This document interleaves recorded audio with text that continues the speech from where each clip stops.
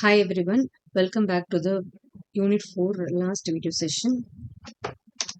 So, in today's video for the Unit 4 topic cybercrime issues and challenges, I'm going to cover the 10 topics, that is password manager, Windows firewall with advanced security, connection security rules, safe internet browsing, buying online, wireless security, email security, social media marketing security, smartphone security, and what are the challenges in smart devices. Let us see one by one. Under the cyber crime challenges under the password manager, right? So in the total video I have just given what is the password manager requirement and what is the role of the digital forensic officer to identify in each of the categories. So I told about 10 categories, right? In all the 10 categories, what is the role of the digital forensic officer? That is how the PPT and the video session will go on. So in terms of password manager in a forensic investigation, the password manager acts as the keys to the kingdom. That means the basic role of the forensic officer is to decrypt the encrypted database. That means all the hackers, right? All the hackers or most of the hackers, they will encrypt their hard drive and keep it off. For example, if in case of a computer, they would have encrypted and kept. So even though if we in the previous sessions we have seen previous video we have seen that we will use a write blocker and then take out the hard drive from the suspect's computer, and then we via this write blocker we will connect through the workstation. That's what I told you. In such a time, if at all the hard drive is encrypted, in that case it's very difficult for us to decrypt it, because encrypted data case will be encrypted using the tools like BitLocker, VeraCrypt, TrueCrypt, or CipherSec. That's what we have seen in the previous videos, right? Unit 4 itself. So using that they would have encrypted. So how to get the decrypted keys? So these decrypt keys, either they will be available in the USB with a .bk extension, right? They would if at all the forensic officer can able to get the USB drive or USB device, I'm sorry, USB device, then it's okay. They can able to crack it out. But otherwise, one more option is, as an investigator, they can gain access to the master password or recover the decryption key from the computer's volatile memory. I told you, no, whenever the forensic officer goes to the suspect crime spot, they will definitely immediately do the RAM capture using the volatility tool. Only the hard drive will be taken later on to the server, to the workstation via write blocker. They will analyze the hard drive. So if during the RAM capture themselves, these decryption keys will be available. Using that, they can immediately capture the keys, and using those keys, they can decrypt your encrypted database. That's possible. So that is what is the role of a digital forensic officer in terms of password manager. So this password manager is not a net banking passwords. This is not the hacking place. This is a suspect who is using the computer for doing certain things, right? Certain hacking. And how a forensic officer will visit the suspect place, the crime spot, and then start analyzing it, right? For example, the first seizure happens, right? When seizure happens, what and all they have to do. That's what we are saying here.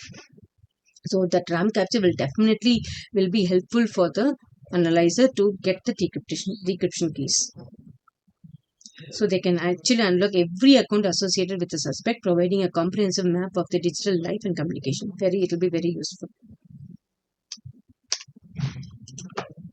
The second one is Windows Firewall with advanced security. The first thing is we have seen how the computers can be analyzed by the digital forensic officer. When on spot we take over what and all they have to do. Second thing is Windows Firewall with advanced security. Here we are going to see if at all hacking or any event has happened, crime has happened over the network, right? The prime source of network forensic data can be captured through Windows Firewall. That is only serves as a prime source.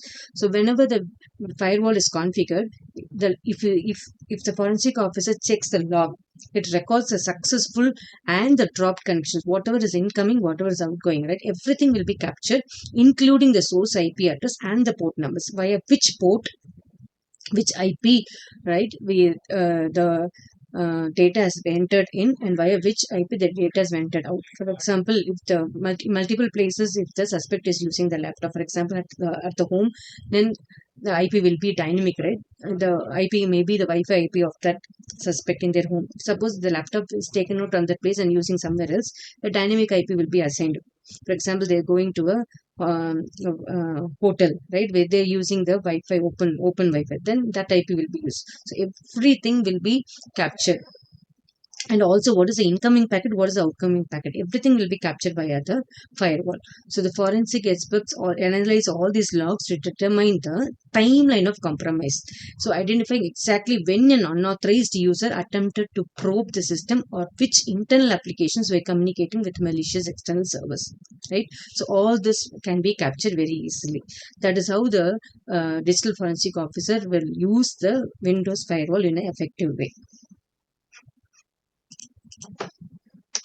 The third one is connection security rules. So the first case we have seen about the computer, second case we have seen the network, the third is also network. But let us be very in an intensive way. Let us see it all, because we are seeing the layers first. So we know the OSL layers. The first is physical layer, then the data link layer, and third layer is the network layer. Network layer uses the IPsec protocol. That means all IPs are managed in the network layer only. So it uses the IPsec protocol to mandate authentication between devices.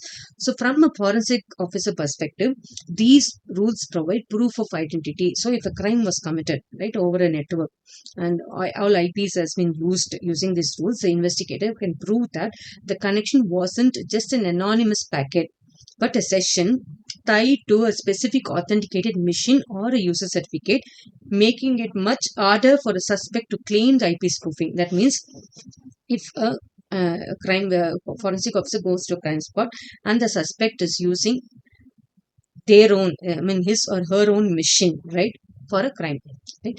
And later on they say, no, it's not my, I've not used it out, it's not my IP. But if at all they are using IP spoofing, for example, they would have gone to Tor networks and VPN and got an IP, right? Via that IP they would have used it, and then they would have committed a crime. Then the job of forensic officer is to connect that IP, right, with the particular mission. So which mission has used the IP? Then mission is owned by who? Based on that, the crime can be definitely identified. But this suspect only has, that means this suspect only has done the crime. Like that, we can connect, because whoever is the owner of the mission, even though they are using a spoofing IP. Already I told you that we have seen so many anonymities, right? IP anonymities we have seen. So IP, any crime has happened, background is we only connect to IP. But as a forensic officer, they can connect that IP at that particular time. This IP was used by which mission, and the mission belongs to who, right? That is how they try to identify the crime. For example, if I'm giving my scooter to my daughter, right, and my daughter is using it out, but the owner of the scooter is me only, and my daughter just went out, or where my son or daughter went out and hit someone, right, or very small accident has happened, even though that that will be a punishment, or if police catches them, right, they are not wearing the helmet, everything, the fine will be imposed on me only, because I'm the owner of the bike or the scooter, right, and they are not the owners, right? So I only gave my scooter to my daughter or my son, so that, like that only, I am the owner. So similarly, the mission owner is what is responsible for the crime. How do they identify the mission owner? Is through the MAC address. Right, so I said the data link layer is second layer. Data link layer is divided into two topics: the LLC, logical link control, and medium access control. So the MAC address of the system is unique; it doesn't change every time. It's like a permanent address. Only the IP address will change. For example, if I buy Airtel, I'll be using an IP. If I use ACTA, I'll be getting another IP.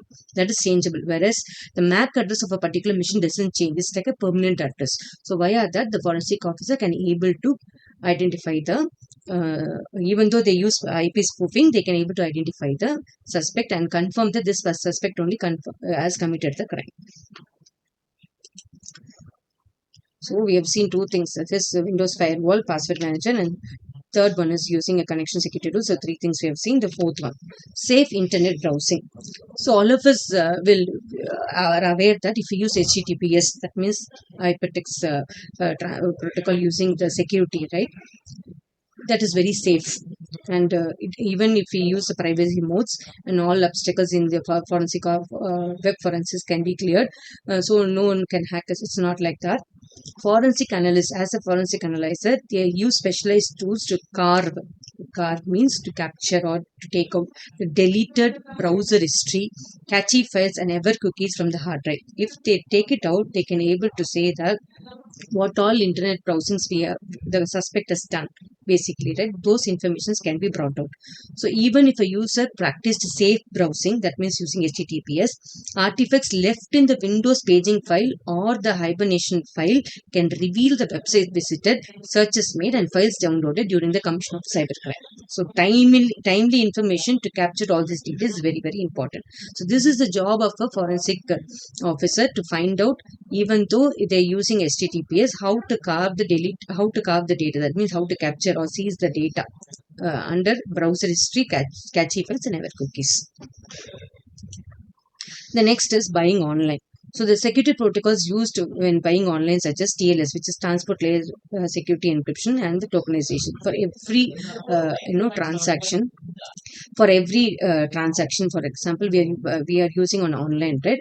A transport layer via the encryption, a tokenization will be released. A token will be released for that particular transaction, creating a financial paper trail. So the digital forensics in this area are often called the financial cyber forensics. So it's no more a digital forensics since money is involved, right? So it becomes a financial cyber forensics, focuses on transaction, how to trace a transaction. If at all a transaction happens through Google Pay or through credit card or through debit card, all the transaction will leave out a transaction ID and a receipt, digital receipt, right? We all have the same. When you do a digital transaction using GPay, you can see the transaction ID. Even in the banking transaction, you can see the transaction ID, right? All this happens, and this background of this, a token will be released. So investigators coordinate with the investigators coordinate with the banks to match the metadata from a secure online purchase. That means which MAC address or browser framework was used by the suspect's physical hardware, right? Which MAC address was used for doing that particular banking transaction. They link that specific person to a fraudulent transaction. If at all it's a fraudulent, for example, it doesn't, they try to match with the metadata, right? That means with the bank. So they go and see in the bank which MAC address was using it for this fraudulent transaction. That MAC address matches with the suspect's MAC address, then they are confirmed that crime was done by them. So again, I told you MAC address is very unique. Only to one mission will have only one MAC address. No two MAC addresses will be same. It means no two missions will have the same MAC address. That's not possible. So via which who has done the transaction fraudulently can able to be identified. The next is wireless security, right? So this wireless security, like Wi-Fi, WPA3 is a protocol, right? Wi-Fi protect access, that's a protocol. WPA is Wi-Fi protect access. Determines how a device connects to a network. So in the previous cases, we all seen over the network via IPs, right? Now specifically with the Wi-Fi, right? In that case, how we can able to see the connectivity. So in a forensic audit, the wireless SSID profile. So we all know that every Wi-Fi device, it'll show us a SSID, right? Wireless SSID will be shown. That means in our home also, in case of SRM also, it is SRM IST is the SSID. That history of which all SSIDs are used by our system. That means the history on a laptop or a phone, even the phone, can prove a suspect's physical location. For example, if I'm using the internet connection provided by the SRM IST, right, that Wi-Fi, then during my college hours, for example, 9 to 5 p.m., right, I'll be using the SRM IST only Wi-Fi. In that case, that profile ID will be stored in my laptop. When I go home, I am having the ACT connection or Airtel connection, right? That profile will have a different SSID. So that will be stored. Every history can be taken out. So based on my physical location, can we take out or not? Suppose if you see the profile ID of SRM IST, that means I was in SRM from which time to which time. Then if I go home and use my SSID from which time to which time I was in that place, like this location information also can be taken out of the suspect.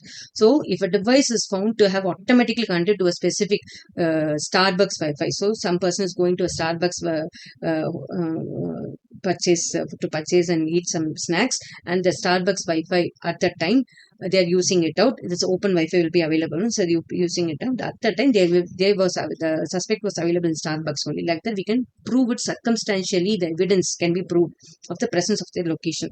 This is what the major advantage of wireless. So wireless security layer, two things we are doing. One is we are identifying the wireless SSID profile where we are, right? Based on this, the location of the suspect where we are can be able to take it out. The next is email security. So email security is a little bit you have to understand, because we have to understand two concepts. What is SPF and DKIM? So 3 slides will be there about it. So email security features like headers. Basically, an email is divided into 3 components. One is header, then content, then digital signature. So header contains what? Sender address, receiver address, CCBCC, and then subject. Then the content. Then finally, every email will be digitally signed and sent. Right? Who signs it? How the signing happens? Let us see. This headers and digital signatures, apart from the content, right, they are the backbone of email forensics. So investigators analyze the MIME headers. MIME means multi-purpose internet mail extension. Why it is called as multi-purpose? Because via email we are sending a text, image, video, audio, everything we are sending out. That's the reason it is called as multi-purpose internet mail extension. So the MIME headers are the technical metadata hidden at the top of an email that tells the receiving mail server that and your email application exactly what is inside the message and how to display it. That's the content of MIME headers. So the investigators analyze the MIME headers of an email to trace out its actual path across the globe, bypassing the displaying name the sender might have faked, right? Which pathway they have took. I'll explain this in a very understandable way by explaining SPF and DKIM. So the security protocols like SPF and DKIM allows the forensic experts to verify if an email was actually sent by the correct person, the correct source, purported source, right? Or if it was a forged phishing attempt used in an industrial espionage case. Let us see what is that SPF and DKIM. So SPF means Sender Policy Framework. So it is based on the DNS based mechanism. That means if any domain is, for example, www.google.com, google.com will be connected to many mail servers, right? Many mail servers will not be connected to only one mail server, because google.com is supporting so many people around the world. So many mail servers will be connected to it. And if you open at this google.com in Virus Total, that's a tool which displays all the DNS records of that website, right? So that domain owners publishes the list of IP addresses in the DNS records. This DNS records can be seen by using the Virus Total tool. Inside that, if you put www.google.com, you can see all the list of email servers, right? Mail servers will be available. So when a mail arrives, the receiving server looks at the return path address and checks if the IP address that sent the email is on the authorized list. That means both of them are Gmail account, right? So in that case, both should have the same. They've used some of the mail servers of the Gmail account only. That means Google only. So they will see the return path. If the mail server's IP address is available by the DNS records which is produced by the company.com, for example, google.com, then it is a pass. If the IP is on the list, is the pass. Then the email is likely safe. But if the IP is not on the list, then the email is likely spoofed. That means they used a fake IP for sending the mail. That is how they say that is a spam mail, right? So for a forensic investigator, the SPF, the SILT header, is a smoking gun. So if an investigator is analyzing a phishing attack and sees SPF is equal to fail, it provides technical proof that the attacker was using an unauthorized server to impersonate the victim's domain. That's how they fix it up. That's what is the use of your SPF, which is Sender Policy Framework. So up to now, we have seen on the header part, right? So header content signature, header part we have seen. The second part is signature part. That's the digital signature part, which is taken care by the DKIM, which is domain keys identified mail. So the DKIM adds a digital signature to the email header. So this signature is linked to the domain and ensures that the content of the email hasn't been changed while in transit. So while in transit, one thing is we can spoof who is the sender. Second thing is the email content can be changed. That should not be changed. No, for that we have to assign a digital signature. So what they do is the sender server uses a private key, right? I said that all the DNS records will be publishing there definitely publishing their DSN records. So that list, IP list will be there. So that sender server from the Gmail account, in case we are sending through Gmail, uses a private key to sign the email, the headers and the body together. Then the receiver server will be using a public key, right, by verifying that the digitally signed document is correct. If the public key doesn't match, in that case, that is, the hacker has come in between, they have changed the content of the email, it's well proved, right?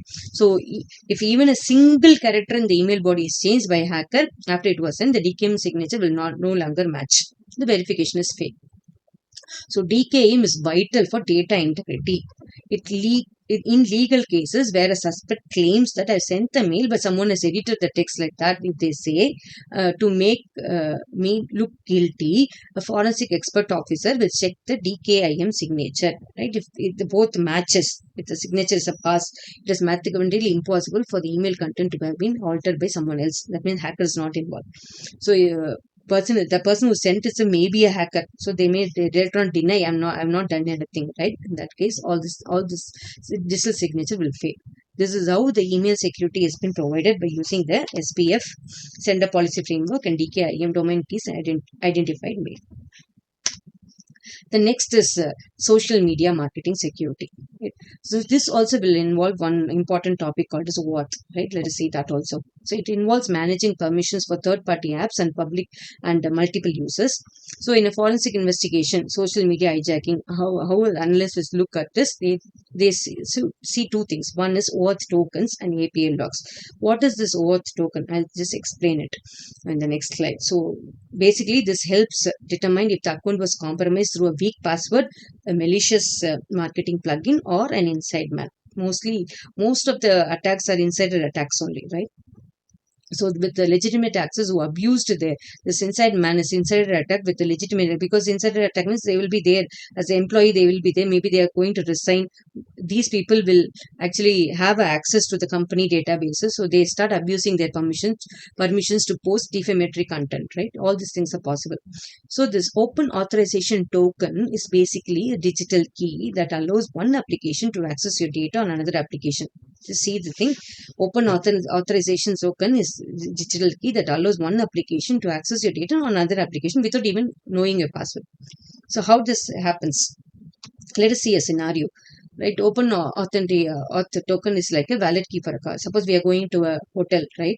We'll hand over the key, right? We are going through a car, and you'll hand over the key to the valet people, right? Valet people are the third party for the hotel, but who provides the parking slot is hotel, right? So the user is you, the client is a third party app with a valid people, so like a social media scheduling a tool or a photo editor, right? And the resource server is the platform where you can park the car. The platform here is Facebook. So the Facebook, Google, LinkedIn, WhatsApp, everything with that, whether the photo editor is linked or not, have you given the permission initially? First time it will ask you give permission for the entire thing, or allow this time for only this time, allow for the entire duration, like that permission is asked, and immediately we give it off, right? The photo editor. So whenever you take a photo, immediately to open your Facebook, you can add that photo and then just publish in the social medias. All these things are possible because of this option only, right? So instead of giving the third party, so valid key I'm giving to the third party, right? That instead of giving the third party app your password, your authorize it once. That's what we are doing. For the first time, whenever you open your Facebook, it will ask photo editor, you want to add any photos, you give the permission. One time you give the permission over. Or otherwise, you can restrict, allow only this time whenever you use this app. The questions are raised. No, if you give forever, one time permission over. Every time the photo editor will automatically link the photos with your Facebook. Wow. And your other messenger apps, other apps, Instagram, other apps, it gets associated. So the platform that gives the app a token, right, a long string of random characters that it uses to log into your behalf. That's what the app does. That's a third party app does, right?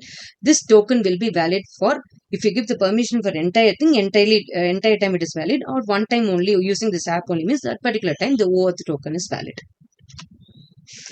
So how this token is connected with the digital forensics is, we see some scenarios. The first scenario is providing third party compromise. So if a celebrity of a social media, in a social media account, they are posting about them as a scam link is posted, and the forensic investigator investigates it and finds that the authorized tokens list. If they see a token for a weather app, that means a weather application is a token that from that weather application only a token is used was to make the post. That means it's breached. That means that it comes to they come to a conclusion that the breach happened at the third party app, not because the user's password was stolen. That means a weather app's token was used, right, to make the post. So user is using one social media, Facebook or Insta, and the weather app was used for producing a token, right? So in that case, definitely the post was not done by stealing the password. That means password was stolen, and they have put their the celebrities' data in the social media. Not like that. Someone else has posted it on behalf of them. That's how their forensic officer will confirm. The next thing is the session hijacking trail. Like passwords, tokens are stored in the browser's local storage or in also the mobile's app database.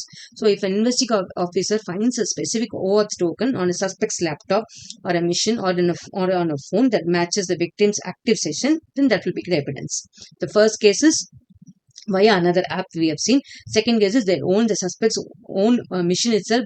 Via that only we can able to find out by browsing the local storage, stored passwords tokens in a local storage, that we can find out. And third thing is, after after using that app, some people will remove the access of an app.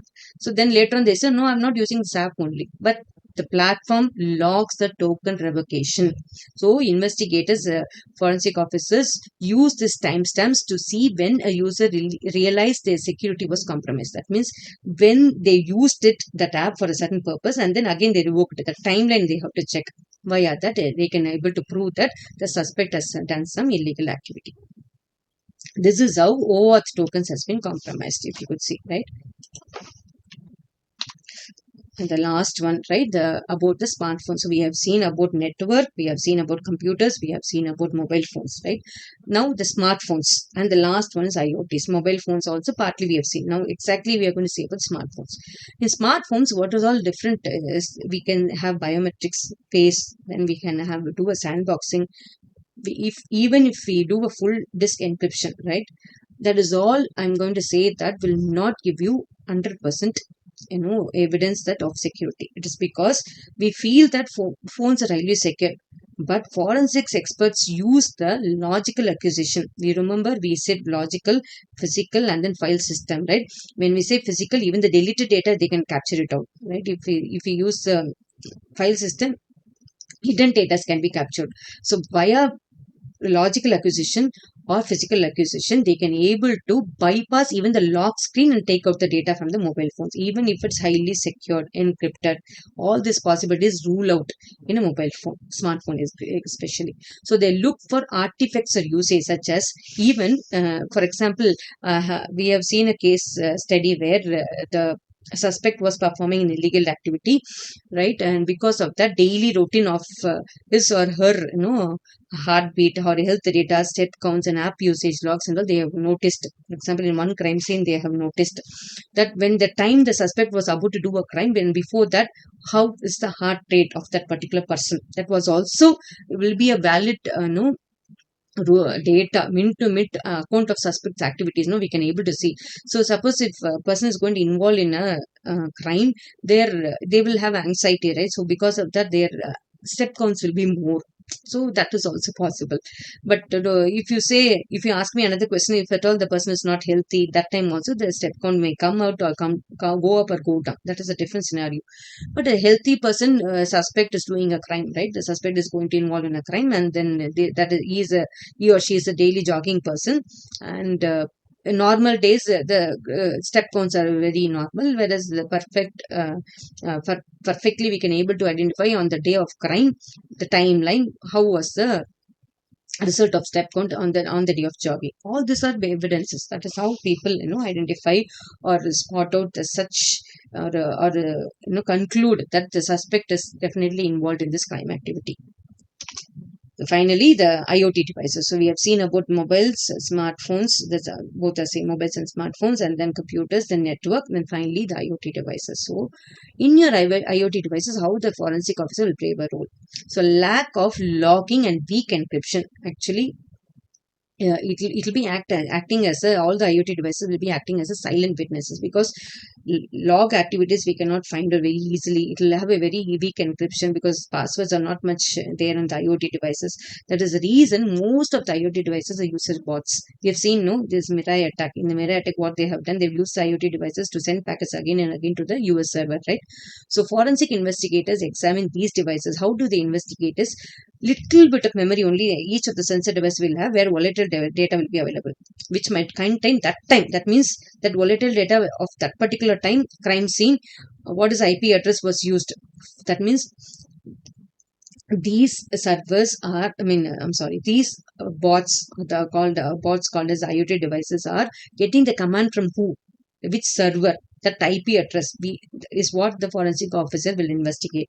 For example, in the Mirai attack, all the IoT devices was getting a command from one more country's IP only. That's not as usual from the owner's IP. That means owner was not sending a command. Only the some other country people were actually attacking all the IoT devices in US company, and then started attacking the US internal internet server. That was the scenario.